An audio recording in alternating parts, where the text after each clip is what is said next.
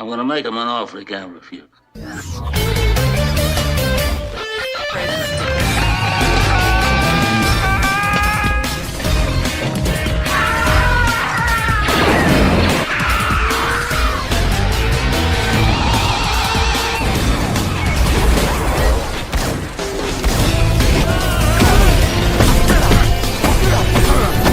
I'm not even supposed to be here today! Oh, fuck you!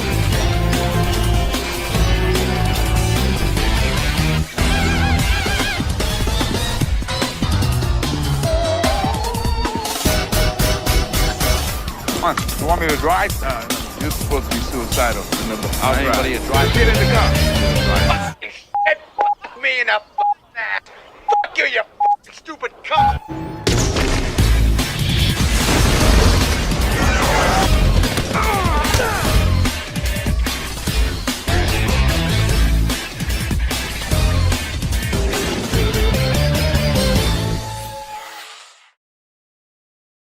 Just when Disney could not piss them off even more than they did nearly 5.5 years ago, they somehow thought it'd be great to do it again. And no, guys, he's not the only one.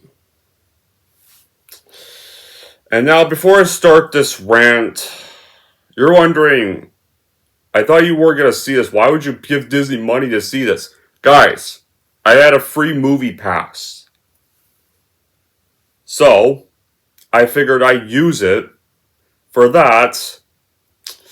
Because, guys, you think I would actually give Disney any money for junk like this? No, so I used my free movie pass to go see it. That's why. I figured I'd just do that. And I can give this a thrashing it deserves. Because, I'll get to that in a bit. But what is the plot of Mufasa?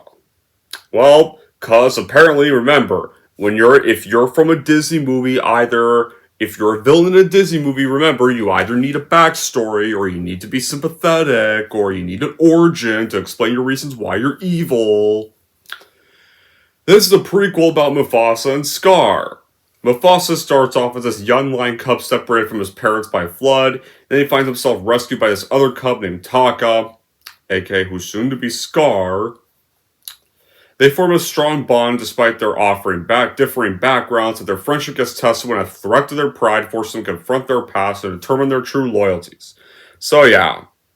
So, when was this developed? Well, during the worst year from House of 2020, the September of that year, Disney thought it'd be great to develop a prequel to the 2019 crap. Because remember, it got panned, but somehow it made $1 billion for some weird reason. But instead of Jon Favreau, it would be directed by Barry Jenkins. And Nathan would finish a draft of the script. Pierre and Harrison got announced to the voice cast in August 2021, and further casting was September 2022 and April 2024.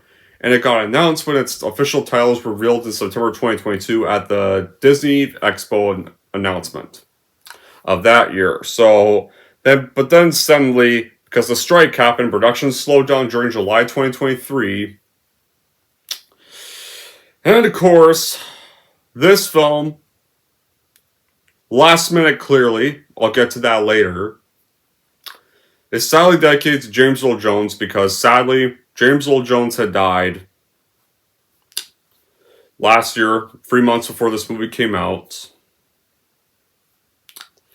But anyway, after Mufasa was shot and marketed, Mufasa would premiere December 9, 2024 at the Los Angeles Dolby Theater, released in the United States by Disney the same day as Sonic 3 on December 20, 2024. Predictably, the movie received mixed reviews from critics, grossed $482 million worldwide, which is probably, obviously, I could bet it's obviously rigged by Disney. But it's apparently the 9th highest grossing film of 2024. Yeah, that doesn't automatically make it successful, because this has a $200 million budget, and you have to include the marketing, the advertising costs. So, That'd probably be a lot more. It's probably not even that successful yet. And if it is, the only reason why it even has any box office boost is because Christmas break. The kids are out of school during that time. That's why. If you were not released during Christmas break, you wouldn't even reach 174 million worth shit. At all. But as for my reaction, guys, you all know this. Oh, it's in the back. Okay. Yeah, here they are. I'll fix those tapes later. Alright. Now as for my reaction. As you already know by now, The Lion King is easily my favorite Disney animated movie of all time. It's always been since I was a child. The sequel, The Lion King 2 Simba's Pride, is surprisingly good for a Disney direct-to-DVD sequel, and I even feel like if it had a few more years to be developed and it was released in 2000 instead, it probably would have actually worked for a theatrical release. You know what? I wish that got a theatrical release instead of fucking this. Lion King 1.5 or 1.5 has some things that work, and some things that just give a bunch of plot holes to the first film. And then you have the fucking 2019 movie, which is easily, in my eyes, the worst Disney remake ever. And that leads us, but sadly, though, people still went and saw it, despite the reactions. Because back then, nostalgia was a crazy thing, but... So, it got greenlighted, this movie. And guess what? When I used the free pass to go watch this movie, yeah. Guess what? Now, maybe it doesn't suck as much as 2019. I think 2019 was worse. But this film, I thought this film was boring as shit. I thought this film was annoying to sit through. I thought it was a shitty backstory and shitty prequel to a legendary character. So yeah, I thought this film sucked. I'm glad thank God I had a free pass to go watch it. Thank God I used a free pass. Literally, this is a prequel film, but here's the thing, though. There are some bits that reuse too many stuff from the original movie. Again, they reuse stuff from the other follow-ups. There's stuff they reuse in Lion King 2. There's stuff they reuse in Lion King 1.5 with Timon and Pumbaa. They even reused music from the musical score from the first movie. Yeah,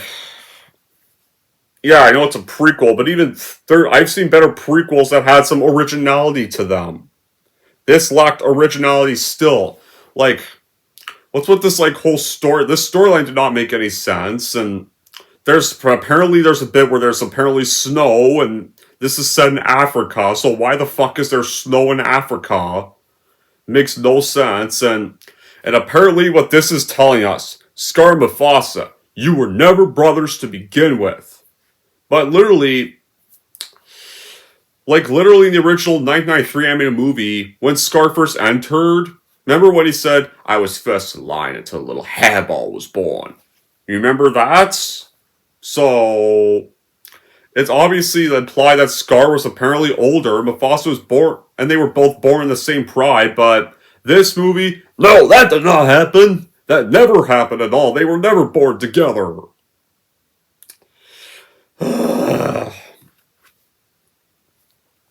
Yeah. And of course, the songs in this film, these songs are not good. The songs don't really feel Lion King-like at all. I'm not trying to crazy rage at this because, well, this was a bad movie, but I think there were worse films I saw last year. Joker Fully Dukes was a worse musical than this film. This film, the 2019 film especially, was worse than this film. This film was just boring bad. So that's why I'm not crazy swearing my ass off. It was just a really boring film. But it's still a rant. And the casting was not fantastic. The voice actors they got from Mufasa and Scar, they did not match the characters at all. They just, Mufasa and Scar at times are just came off, and our new voice actor for Zazu even, because John Oliver didn't come back, or just obnoxious, or just badly performed. So, like, Mufasa literally sounds too British. Like, him and Scar sounded way too damn British. So it was just weird, and it really lacks continuity at all. Like, how does this movie even start off? So, we start the movie off with the voice of Mufasa, according from James Earl Jones, telling someone about the circle of life, and then you get the words, in remembrance of James Earl Jones. Because sadly, we ended up losing James Earl Jones last year. May he rest in peace. And yeah, it's sad we lost him last year. That a legend was robbed from us last year. But honestly, though, this dedication, I could tell this was a last-minute add-on because they were clearly making this film, and then they heard the news that James Earl Jones had passed on. So rather than try to put that at the end, like a lot of movies do, like when a movie loses an actor, usually you'd see at the very end of the movie, before the credits roll, dedicated to the memory of this actor. Like, usually that's supposed to be there. But you could tell this was a last-minute add-on because it's at the very beginning of the movie before the movie actually starts.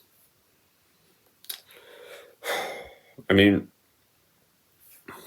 as much as I liked hearing that line again, they just slap it on at the beginning instead of putting it at the end of the movie.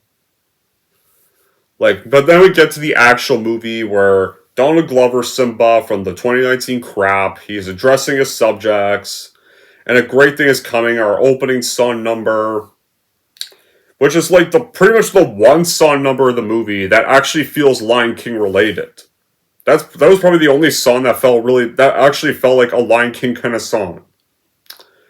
Then he calls out to Nala, waiting for Simba in an oasis. She's pregnant with another cub. And then Simba leaves Kiara, which I will admit, at least this film still acknowledges the existence of... At least this movie kind of acknowledges somewhat the existence of Lion King 2. So I'll give them credit for that. Instead of trying to give their daughter a different name and act like that elements from that didn't exist. So I'm glad about that. So I'm glad this universe at least still has a Kiara. But yeah, this daughter Kiara, who's voiced by Beyonce's daughter, Blue Ivy Carter, in the care of unlikable Timon and Pumbaa, he tells them, like, do not tell Kiara stories. And then, as soon as Simba leaves, they disobey him, and they tell this story about the end of the last movie where it looks like they killed Scar, but literally Kiara, it's like, I'm pretty sure Simba was the one who killed him. Like, yeah, so basically these two literally are trying to steal credit for something Simba did. And apparently they even mentioned a story they ate Scar too. That'd be fucking impossible. And then, like, literally when Kiara literally says the truth, they're both like, well, Simba was always a pathological liar. Hey, get lying. So, yeah, these two have the nerve to try to take the glory for killing Scar when it was actually Simba and the hyena. Like, Simba didn't really kill Scar. The ones who did kill Scar were the hyenas. And then they had the nerve to call the lion they raised and are friends with a pathological liar. No! Timon and Pumbaa would never call Simba that. Timon and Pumbaa would never try to steal credit for any of Simba's stuff. They would never call Simba a liar. Like, if they called him that, then why did you guys even take him in the first place? Like, wow. All you two did in what's supposed to be the prequel to the remake, all you two did was sing a shitty version of Be My Guest and then ran off. And they didn't even contribute much to the final battle either. Hell, you know what? The Timon and Pumbaa in this film, they did much more in the final battle. Like, the original film selves. Their attempt to distract the hyenas was actually much more useful and funny. Because at least in this movie, they actually got to finish their hula song and actually, so yeah, like, you know, like, it actually felt more like a contribution. Yeah, it was a funny moment, but it actually felt more like an actual contribution to distracting the hyenas so Simba and Nala could get to Pride Rock. Like, yeah, and hell, even the final battle, Timon and Pumbaa even fought some fucking hyenas.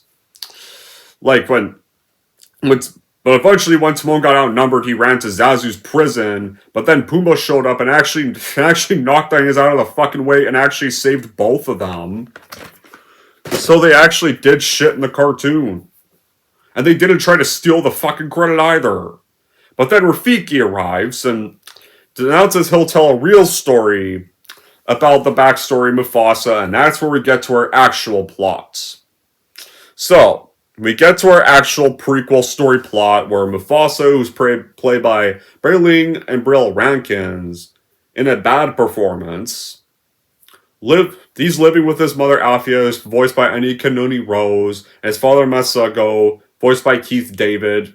I'll admit it was nice to see Keith David again, I'll admit that. Keith David wasn't too bad, I mean, it was kind of nice to hear this guy's voice again. I'm not gonna lie. They live in a small area, and Althea tells Mufasa about this place called Mileli, which is a paradise that they'll call home.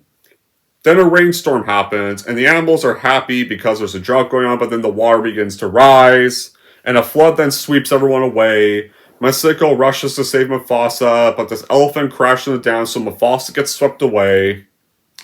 And yeah, like, Mufasa literally, the present day scenes, like, they literally borrow elements from The Lion King 2, because remember, like, in The Lion King 2, Simba tells Timon and Pumbaa to watch over Kiara as well. They do that, they repeat that there too, in this movie. They even repeat elements from Lion King 1.5 in the present day scenes during the commentary bits.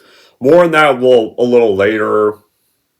The scripting in this movie, it's awful. You have a bunch of clunky, heavy-handed dialogue and a clumsy written backstory plot that keeps moving things along whether or not the audience is even ready for that stuff. And like, the subplot of loves and jealousness goes through like about 15 minutes in the middle of the film, and to the point where I can't even really count, and like, oh my god, like, sometimes the film was even boring. I could barely even count and figure out much what was going on either. The songs are awful. Like, the original movie, the songs were well done, and the songs were important to the plot, and they didn't feel forced or out of place. You could tell effort was put in the songs in the original film. Hell, the Lion King 2 songs actually even felt like a commitment to the plot too, and even they weren't out of place. None of these songs, like, hell, you know what? The Lion King songs are still talked about to this day. The original movie songs, that is. These songs in this movie, no one will talk about them. Nobody will talk about them once this film is out of theaters. I don't see anybody talking about these songs. I even see people still talking about the Lion King 2 Simba's Pride songs. The singing in this is even mediocre, but it feels bad because the voice casting's awful, because the singing voices don't match the speaking voices, and don't match the characters, and my god, like, in Mufasa, it sounds way too British, and in here, to a point where I can't really take this Mufasa seriously. The other voices are just variable and misplaced, and the overall effect is just, literally reminds you during these songs that it's like you're just listening to actors sitting in recording studios, and dubbing vocals over visuals, and not maintaining the character that the original film managed to have, and it still brilliantly did so for generations. And guess what? Now we get more into the Timon and Pumbaa stuff, and this one, they were annoying as fuck in the 2019 film too, but they're now, from Enduring Misfits, they're now awful, jarring, frequent interruption. Like, literally, throughout the film, they interrupt the story with commentary notes, rather telling Rafiki to tell a story about them, or try to put them in the story, despite the fact that two clearly weren't around the time Mufasa was a cub, so he can't be in the story. And honestly, if you were in the story, you guys would still be annoying. Every line they have from them here, it's forced and subtle. It's like they're literally repeating the shit they did with The Lion King 1.5. Except this time it's not funny. And you know what? Like, throughout the film, these guys were frequent interruptions of the story were very annoying. I just wanted Rafiki to get his stick, because he actually has a stick in this one. I like that Rafiki has his walking stick now. And to bash these two in the head to get them to shut up. Like, even one bit, like, Kiara even tells them to be quiet. During the bit where they try to sing their Hakuna Matata song, except replace Matata with Hakuna Mufasa. Or I want a hunter to show up and actually shoot both of them. To stop interrupting Rafiki's fucking story. With their unfunny interruptions, their unfunny commentary, their constant attempt to try to make Rafiki put them in a story or tell a story about them. Like, I just couldn't relate to any of the new voices here, and none of them really bear much resemblance to their original characters. Either, like, Mufasa's voice actor barely had much resemblance of the actual character. Scar's new voice actor didn't have much resemblance of the character. But then we get back to more of the story where Mufasa's spending some days floating on a log, and then he comes up on a river, and then he meets Taka, voiced by Thea Somolu.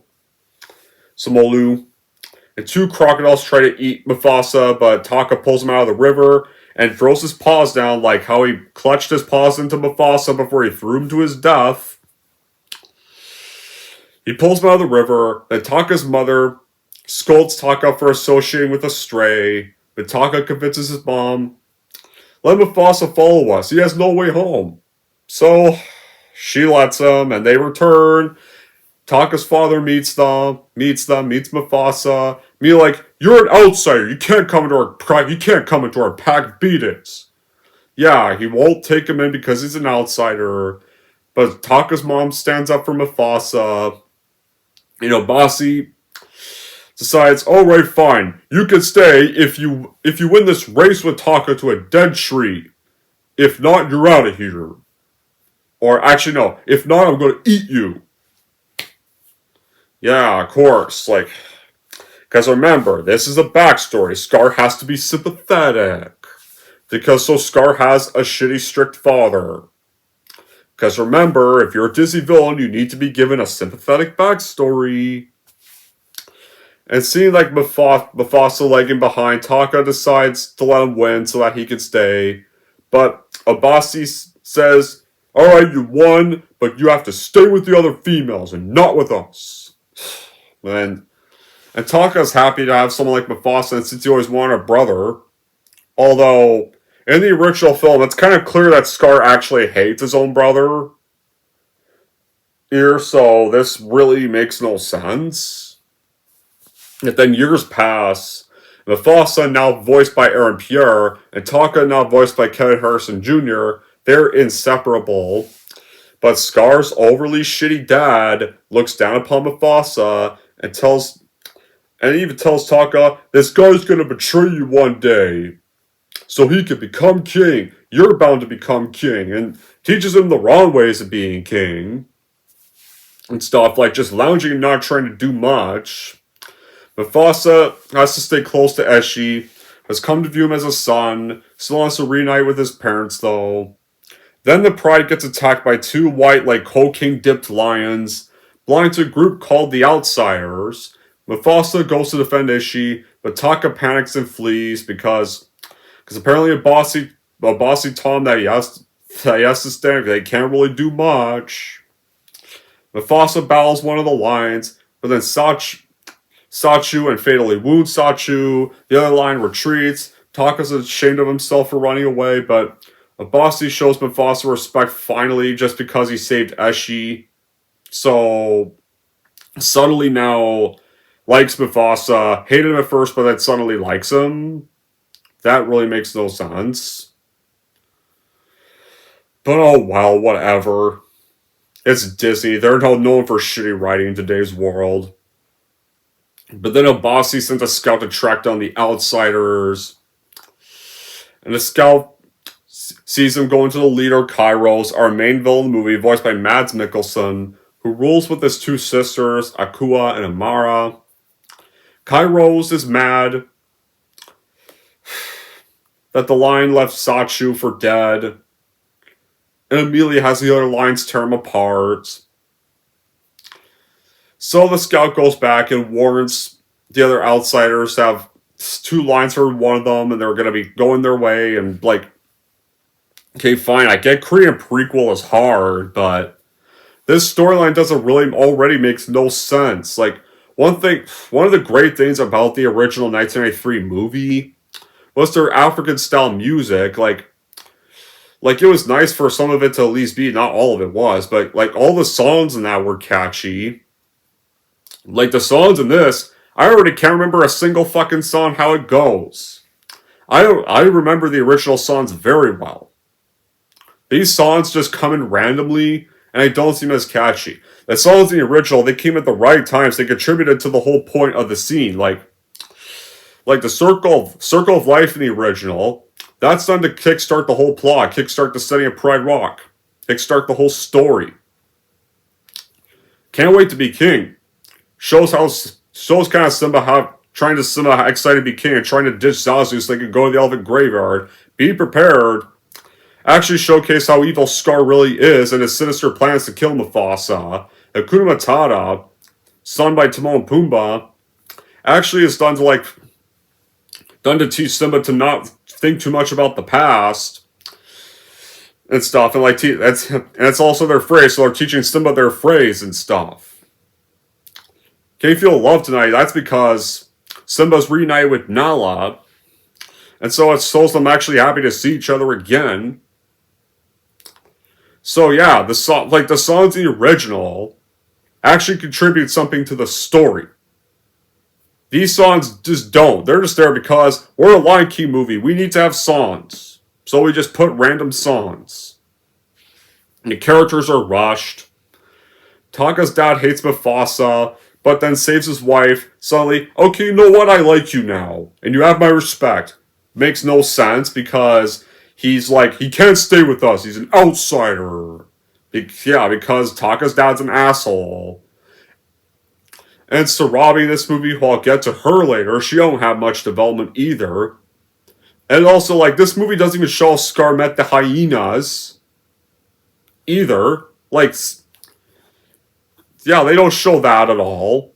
Hell, they even show some of the hyenas at the area that's soon to become Pride Rock.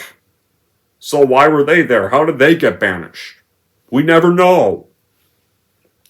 I'm sorry, but I cannot buy into these overly realistic lions with CGI mouths. Because their facial expressions are somewhat better, but it doesn't automatically make them good designed. Right? Right there, and anyway, though, the next day, Kairos are cocaine dipped lions that look like they swam in a bunch of cocaine. They attack Obasi and the Pride. And Mufasa and Taka have to flee. They go over a waterfall. Another cocaine dipped lion jumps in after them. And the two manage to escape safely. And they move on to find Malele. And on their journey, they meet our badly developed Sarabi, who does almost nothing to the story. Except just there because we need to have Mufasa's wife in here. We need to have Simba's mom in here if it's a backstory. So let's just put Sarabi in the movie. Who apparently was tracking them. And apparently, Zazu is not Mufasa's scout from the start. Apparently, Zazu, who's now voiced by Preston Neiman, in a forgettable performance, was actually Sarabi's scout the whole entire time. And then, of course, they also meet our younger Rafiki, who got exiled from his community with the other monkeys because of supposed visions, for some weird reason that's never touched up on. One friend of Rafiki is sad to see him go, but Rafiki has hope, so he goes in his banishment. Rafiki encounters them, and the lions at first are wondering why he's not trying to flee and stuff, and they threaten to eat him. Rafiki's somehow not bothered by this, and he pretty much joins them on their quest. Mufasa then talks to Rafiki because he doesn't trust the mandrill or the bamboon, but they come to an understanding though, because Rafiki apparently knows that what Mufasa was apparently going through, and so the group starts to go towards Malili, but then of course Cairo's and the cocaine dipped outsiders. They track their set after killing off Abasi, as she and the rest of their pride. And Taka starts to have romantic feelings for Sarabi, but he goes to Mufasa for advice because he's not spent time around females as much when he was growing up. Mufasa does give him some advice about this whole little flower thing, and point out the scent of flowers she carries, and Taka gets awkward, but then, of course, Zazu spots the cocaine-dipped outsiders coming for them. So Sarabi then causes this elephant stampede that's by literally a shitty plan, throwing this beehive on the ground, which gets her knocked out and nearly trampled till Mufasa has to shield her body. So, and I think this is even in the gorge where the stampede that killed Mufasa is. So they evade the outsiders and survive the stampede. I guess that's not the foreshadow of Mufasa's eventual death. Mufasa tries to give Taka the credit for saving Sarabi. If you're telling a story about Mufasa, don't you think the story should deserve something like depth or intrigue or nuance? And Scar's arc, literally, not just because it makes him too sympathetic, but it feels like literally an insult to his character development. Instead of the cunning, we don't but dive into the cunning brilliance. They just boil his villainy over. His villainy happened because of some love triangle. They show Scar's sharp wit, contrasting Mufasa's brute strength, and illustrate how these two could have represented two different paths, but no, apparently Scar turned evil because of some love triangle. Another thing, Scar, making this tyrant. This lion was a tyrant that murdered his brother, starved the lionesses near death, brainwashed and scarred his fucking nephew for life. Yeah, life, because even in the second movie, he's still not over Mufasa's death as Mufasa's death. So, apparently we're supposed to suddenly feel bad for this guy. We were supposed to actually sympathize with this guy. We were actually supposed to be happy this guy was supposed to be ruling Pride Rock in the first place and not Mufasa. God, I'm so fucking tired of every sadistic villain needing a backstory now. What's next? Are we gonna make a Hunchback of Notre Dame prequel about Frollo became the rapist, genocidal, abusive maniac that tried to go after Esmeralda and murder a bunch of gypsies because the gypsies threw him out of their home? I could see Disney doing something like that. They probably would do something like that. And this teaches kids the wrong message. Everybody has good in them. No, I'm pretty sure not. What if you're saying what if some guy killed their family or burned their house down? Would the kid try to redeem that guy? If his parents died because some guy killed them? No. Pretty sure they wouldn't.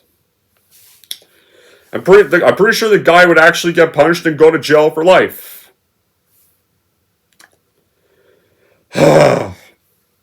Not every single villain needs a damn sympathetic backstory. Tired of Disney doing this with their damn villains, especially the ones that have no good in them and actually do monstrous things where they deserve their comeuppance or defeats. For a reason. Even the villain's son, unlike the epic Be Prepared from the original movie, the villain number in this fell flat. It lacks the energy and melody that made Be Prepared an iconic song. Like, and the animated thrives with the freedom of its medium. This live action format just imposes limits. This and 2019 crap are proof of that. The film utilizes varied environments and doesn't really decide if it's going to enhance the story or detract, and not really feel that cohesive. Like, as soon as the film begins, it's clear the visuals are spectacular, I guess. Unlike the 2018 film where the visuals are lifeless, the facial expressions are a little more lifelike, so. But it still feels like you're watching a documentary instead of something like an animated film. But, like, seriously, so anyway, like. But anyway, though, the group, after the little stupid beehive idea, they go to hide some snowy mountains. Why the fuck is there snow in Africa? I don't fucking know. Don't know why there is. For some weird reason, so that makes no sense. That they hide some random snowy mountains that came out of nowhere. They cover their tracks to ensure the cocaine-dipped outsiders cannot locate them. Because these are lines that literally look like they fell in a bunch of cocaine. Or something. Because there's powder on them. They're all covered in powder. And then at night, Sarabi pretty much tells Mufasa she actually knows it was really him who saved her, so Mufasa literally tried to get her to be with Taka, but Sarabi's like, no, I want to be with you instead. And apparently knowing the flowers of the land that she originates from, so this is how they fall in love, but this is how Taka becomes evil, because he couldn't get Sarabi to be his.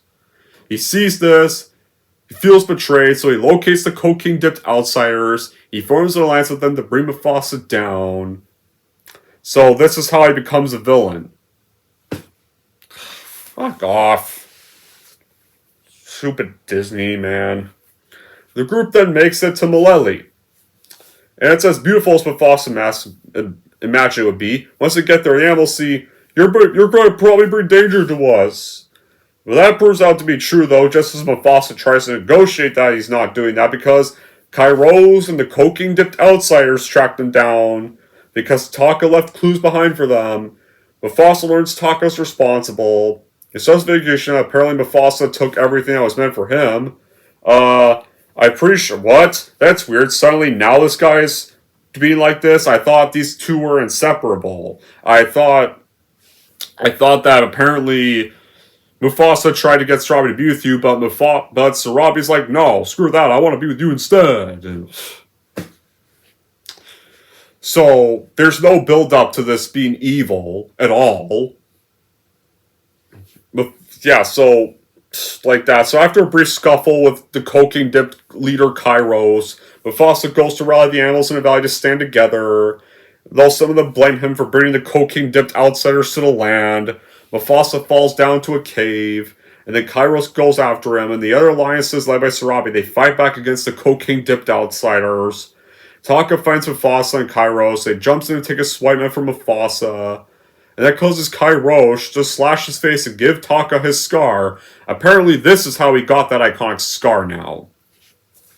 And as Akua and Amara prepare to go for the kill, the rock they're standing begins to collapse and it crumbles because the larger animals are all over the place, and so the cocaine-dipped outsiders fall to their deaths, and this is how we get Pride Rock.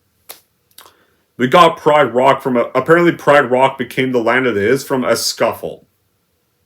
Mufasa and Kairos, though, fall into the water. Then Kairos gets crushed by a boulder and dragged further into the water. Mufasa swims up.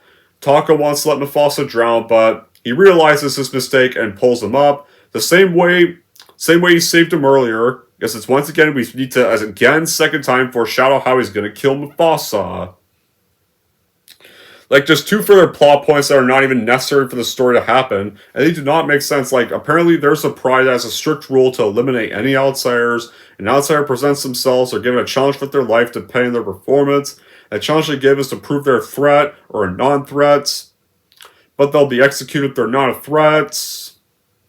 In terms of this challenge, as the repercussions later on the film, that would be expected. But then we get on to the finale where after Taka saves Mufasa, the animals immediately call Mufasa their king. He doesn't want to become king though, doesn't see himself as a leader, but Rafiki convinces him because he bought the animals together and they bowed him in respect. Zazu says, "You need to banish Taka for what he did," but Mufasa chooses to forgive him, but is not going to call him Taka anymore. So Taka's now going to have to call himself Scar as a reminder of his crimes. And so, then Mufasa gets reunited with his mother, who was never in the original movie. We never saw that in the original movie at all. And then confirms that his dad has died from the flood, but lives in him. Mufasa now has a family, extends to Pride Rock, he lets out his roar, Taka watches in fury and goes into the caves. Then Rafiki finishes that story. Timon and Pumbaa, they're like, "That's a good story, but you need to leave some notes so we can be in the story next time." No! How the fuck no? Get out of Rafiki's story. Please. Kiara, though, tells Rafiki she wishes she had got to meet Mufasa, but he tells her that Mufasa lives within her. Well, I'll admit I did like that bit. I'm gonna admit I honestly did kind of like that bit. This actually did feel like I did like Rafiki much better in this film. This actually felt like the Rafiki in the animated stuff. Unlike the 2019 where Rafiki doesn't have a stick and barely feels like Rafiki at all, this Rafiki actually feels like Rafiki. At least they improved Rafiki here. They actually gave him a stick. So she looks up to the sky and then starts roaring. Mufasa's face appears in the clouds with some shitty CGI and seems to roar back. Simba and Nala come home to Kiara with their new cub. And that's, of course, a reference to the Lion Guard fanfic, to the fanfic Lion Guard show, Kion. Kiara then pretty much proceeds to tell her brother the story of the Great King. So in a way, most of the movie off screen, during the credits, it's just going to restart again. But Mufasa is over. The boring, forgettable prequel is over. Way to fucking go with the shitty origin of Mufasa. So, how us all started. Mufasa and Scar were never brothers. Scar turned evil because he couldn't get Sarabi.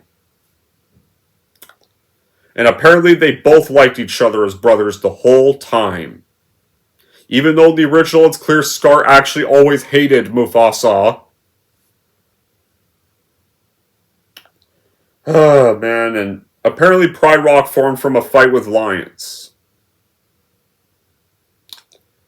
The whole time. Well, so they're basically saying that Scar didn't really kill because he wanted to be king. Scar actually killed Mufasa because of stupid reasons. And apparently was supposed to be the king to begin with. But whatever. This boring movie is finally over. But is there any good qualities? Well, yeah, because this movie's not as bad as 2019. I'd say I would slightly watch this over the 2019 garbage because Rafiki was excellent. His backstory was excellent. They got his backstory right. They actually got Rafiki right in this. They actually gave him his stick he's supposed to have. The stick is part of his character. They even, like, how he got his stick was actually a pretty cool way he got his stick. Was through that elephant stampede. Like, they got Rafiki right in this movie. And I will admit, when it comes to Kiara, Blue Ivy Carter, I didn't think Blue Ivy was that bad. I thought Blue Ivy did a pretty decent voice performance as Kiara. Like, you could tell she was trying with what she had to work with in her limited scenes. So, the actress for Kiara wasn't too bad. And I will admit, as not that great of a dedication to James Earl Jones the beginning bit was, it was nice to hear the original recording from the original animated film. It was nice to hear James Earl Jones' iconic voice one last time. But I really wish they put that at the very end of the movie and not the beginning bits. And the realistic facial designs, they're much better looking. They're not lifeless this time. They're improved. But that's not saying much. Because while this movie is a minor improvement, it's still shit, and it could definitely be avoided. Like, how the hell this made $14 million on Christmas Day, became #1 last weekend to kick off 2025, is baffling my eyes. And this was only made because the 2019 shit remake made over $1.6 billion at the box office when it released in 2019, which you, though, you have not. You have not at all. You have already only made $482 million worldwide, and have only made $174 million domestically. You may have made more money worldwide than Sonic 3, but Sonic 3 has made $193 million domestically. You've barely even come close. The only reason you've even made $174 million domestically is because Christmas break, when kids are out of school.